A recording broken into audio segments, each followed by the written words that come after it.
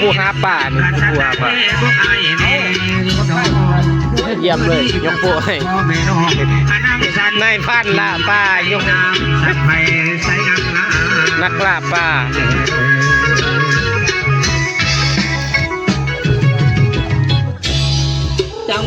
นี่เด้อพอเบิ่งเด้อนี่ไปมีพี่น้องเมืองโรงงามนี่สารวัตรนี่บ้านนาไซนี่เฮ้ยอยู่เมืองใดเฮ้ยสารวัตรบ้านนาไซน้อยอันนี้เด้นี่เด้บ้านชื่อใดนี่บ้านชื่อใดนี่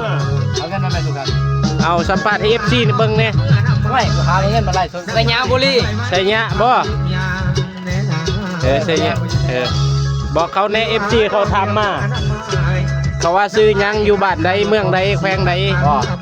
ที่ใดครับ FC กูถามไล่นี่บักว่าล้านคอมเมนต์ตายแล้วมันถามสัมภาษณ์ซื้อยังเฮ้ยอยู่บ้านใดเอาเมียบ้านใดเขามาแน่มันแพ้เฮาตายคือกันได้ดิเสมอวะพอรอบที่1เฮาชนะรอบ2อันตัวซับเสมอเนาะโทรศัพท์เฮามันกระตุกเฮาตั้งไว้บ่เสมอเขาเอิ้นเสมอแล้วเสมอ